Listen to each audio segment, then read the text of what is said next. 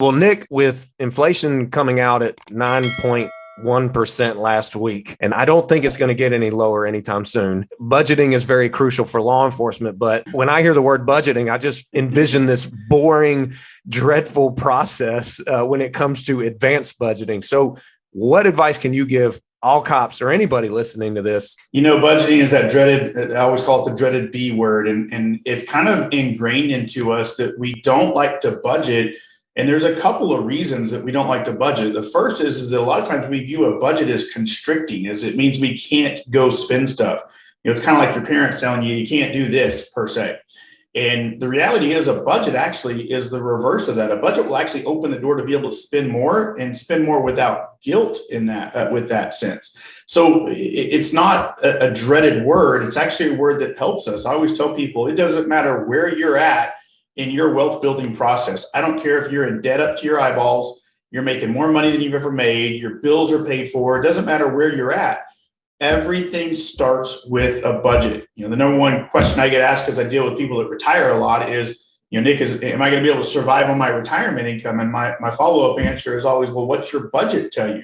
Your budget will tell you if you can survive off your retirement income. Your budget will tell you if you need to get another job or you need to pull money out of your retirement account. So it's not as dreaded of a word as everybody makes it out to be. Wow. Well, that was dynamic.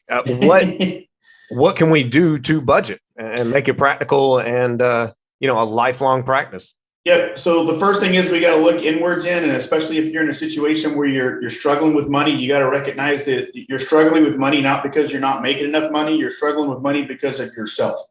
Money is a symptom of the problem. The problem is us. And that's a good thing, because when we recognize we're the problem, we can fix that. My claim to fame is $80,000 in debt, $21,000 on credit cards, in one car stereo system, working 20 hours of overtime every week to pay my bills. And I had to look inwards and go, you know what? This is not I need to make more money. This is I need to control my money. And when I talk to cops, I like to simplify the financial world. Every cop in America knows what a SWAT raid is. And a SWAT raid is a budget. If you think about doing an every dollar budget, before that SWAT team leaves, the first thing they do is they do an ops plan. What do we think is going to happen? Where are we going? Where's the nearest hospital? What's the stack order? Who's breaching? Every second that SWAT raid is planned out to a T. And that's what doing a budget is before the month begins. It's doing your ops plan. But the most important thing that SWAT team does is not the ops plan. It's not the raid. It's what they do when they get done. They come back to the station and they debrief, or they do a formal after action. Did everything we think was going to happen this month go according to plan? Or do we need to adjust it next month? And just like a SWAT team does, they don't do one ops plan and one after action every single time they do that. And every single month, we have to do the same thing to get an idea of what we've got coming in, what we're expecting to spend, and what we actually spend. When you talk about spending, how can someone fight that urge to spend? I mean, like there's that thing about what I want versus what I need. Yep. How can someone fight that? Again, internally, you got to recognize yourself. So I'm a nerd. I love budgets. And my wife, Carrie, is a free spirit. She can't stand the budget word with a passion. But in our family dynamic, I may be the nerd, but I'm the spender. She's my natural saver. I go through times in my life where I just want to buy something. I mean, geez, we had Amazon Prime Week last week. I mean, one of the worst times of the year for spenders. And when it comes to controlling that, whether you're married, your spouse has to be your accountability partner, which means we've got to be open and honest with them. But if you're single, we have to have what we call an accountability partner, or a money buddy, someone that you trust, that you can talk about big decisions, someone that's got the wherewithal to look you in the face and say, hey, bozo, fix your stupid car. We've all had that internal discussion, right? We take a $250 car repair and we use it to justify a $600 truck payment for the next 6 years. Well, what do you advise? Any kind of percentages to savings, percentages to a fund spending account?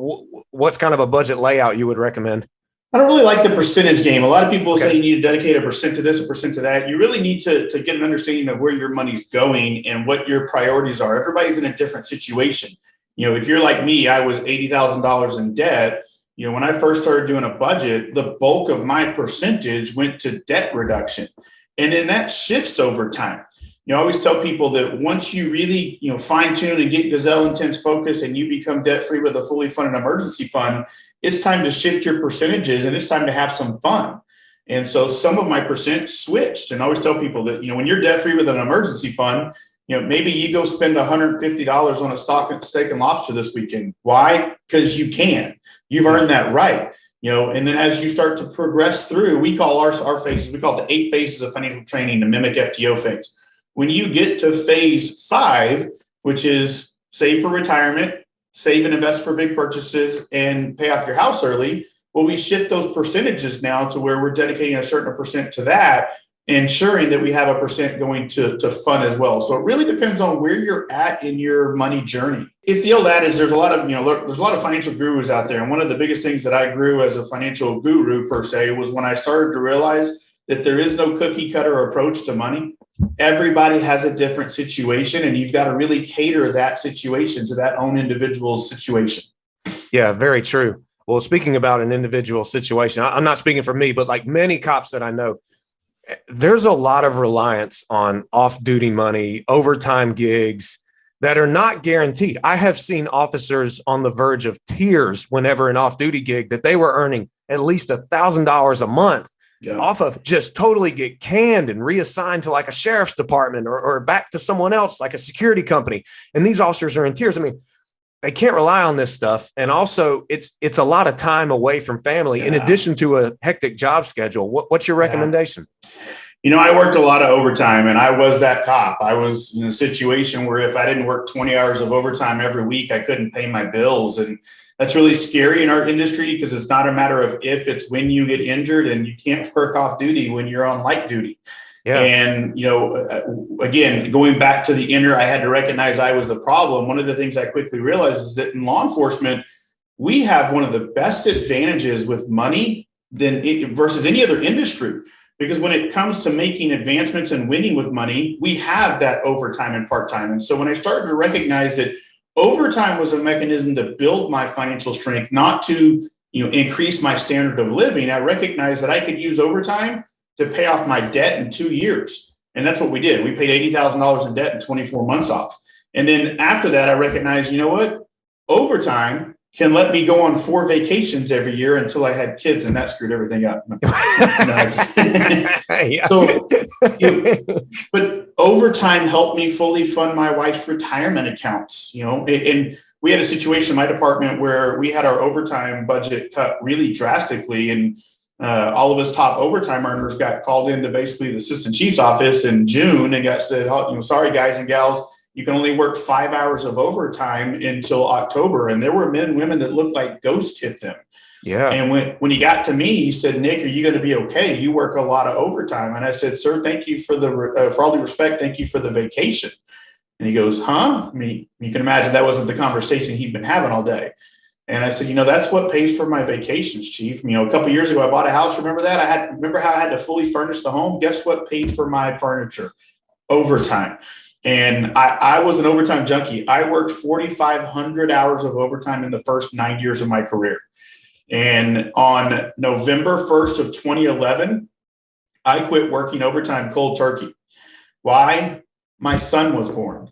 And that was my rule with my wife, is the minute we had kids, I was done. You can't be a baseball coach because you're working part-time jobs all the time. I could have paid my house off years ago, but I wouldn't have had those experiences. And that was, by the way, an additional 3,500 hours of overtime after we became debt-free, because I was, for the most part, on evening shift a lot of that time, and my wife was working during the day. So I just kept working until we had that life event where kids came into the picture. And I said, you know what? No. And in my last 5 years of my career, I don't joke with this, I never worked an overtime job again.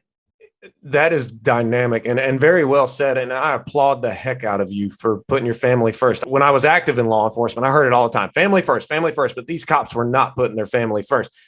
I love that. And I hope that what you just said inspires any other cop who's been away from the family to seriously be able to budget so they can be with the family, because the family is going to be there when the department's not going to be eventually, when you won't be a police officer because the job won't last forever. I'm so glad you said that. And like you said, I mean, jobs are going to cancel on you. Kids are going to get sick. COVID's going to hit. Yeah. Right? We wrote some articles during COVID where we talked about the impacts of COVID in law enforcement because we had an entire country shut down. There was no part-time work anymore. And then you throw a spouse getting laid off in the mix. Now imagine the stress that cop went through. And imagine how much different it would have been if they were debt-free with a fully funded emergency fund. Yeah, you're right. You're right. Man, I feel like I could pick your brain for the next 2 to 3 days. We can do a couple more of these. You did mention retirement. You speak to a lot of retired officers.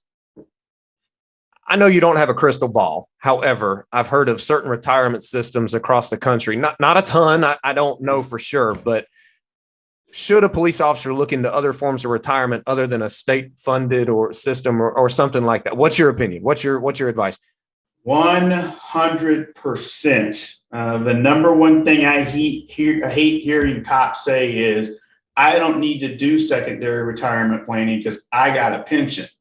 And the problem is that even with our pensions that are extremely healthy, when you retire, most of the time you're going to take a pay cut.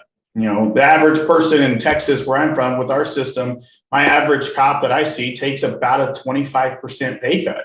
That's a chunk. It's a chunk, yeah. And so now you're in a situation where, do you work longer than you want to? Do you have to go get another job, or what do you do? And there's so many different types of retirement plans out there. You know, most of us within our municipalities have access to a 457 deferred comp account. You know, if you're a school cop or a hospital cop, you got access to usually a 403B. So, you know, maybe you explore looking at those kinds of options. There's other outside retirement plans out there. You can do a Roth IRA, a traditional IRA. Yes, 100%. I want you to contribute to extra retirement accounts, but with an asterisk. I don't want you to do that until we're consumer debt free with a fully funded emergency fund. You know, I have people call me all the time saying, Nick, I want to invest, because I mean, that's primarily what we do, is we invest money for first responders. And I always, follow that question up with, well, how much credit card debt do you have? And I'll have people go, I didn't call to talk to you about credit card debt, Nick. I called to talk to you about investing.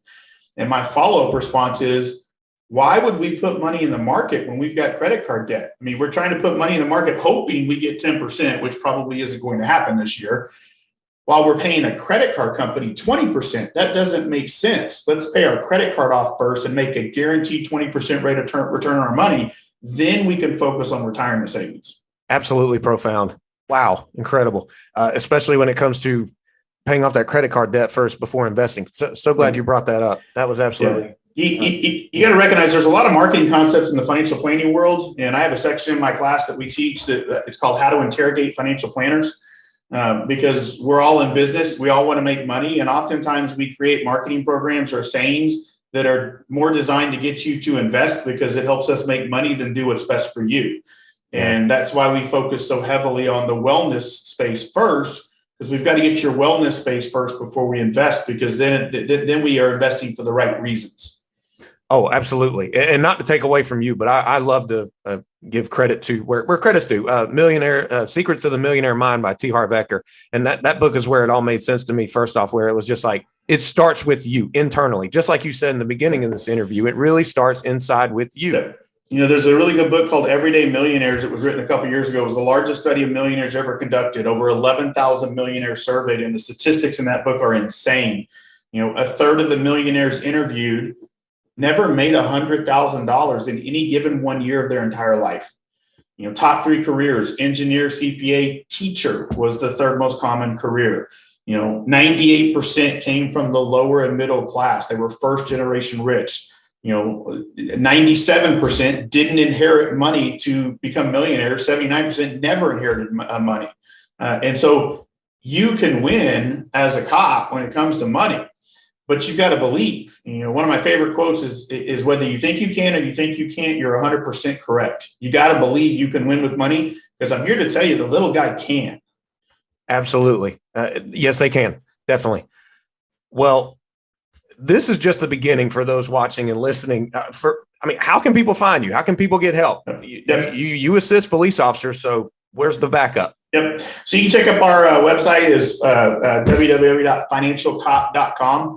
It's got all kinds of resources on there about the topics that we teach. It's got blogs on there. It's got some free downloads for legacy go bag planning, for basically if something happened to you, your family would be able to figure out where the pieces to the financial puzzle are. There's a section on there for access to, if you want to go through our financial wellness class. If you do want to go through the financial wellness class, do not pay what it says on the website. Email me at nick@financialcop.com and I'll send you a promo code to get some discounts off on that. But that would be the best place, is financialcop.com. Outstanding. Thanks again, Nick. And you have a disclaimer you need to read? I do. All righty. So thank you, SEC, because we are a registered investment advisor. The views expressed in this class are for informational purposes only, and in no event should be construed as an offer to buy or sell securities. Additionally, this class is not designed to advise on how to handle anything specific to your finances, nor will listening to my advice guarantee your financial success. Opinions expressed are subject to change without notice and don't take into account the particular investment objectives, financial situation, or needs of an individual investor. Either IFP Advisors LLC, IFP Securities LLC, doing business as independent financial partners, nor their affiliates offer tax or legal advice. Interested parties are strongly encouraged to seek advice from particular tax and or legal experts regarding the best options for your particular circumstances. One more. Investment advice offered through IFP Advisors LLC, doing business as independent financial partners, a registered investment advisor. IFP is not affiliated with Serve and Protect Financial and or FinancialCop. I need to learn how to read that faster. Well, still, after having said all of that, if you're watching this on YouTube, there's a link up there. I'll have it displayed. I can't remember which side it is, but anyway, it'll come up as to how you can gain access to the Financial Cop. Or if you're on the podcast, there's a link below down in the show notes. So thanks again, Nick. Thank you.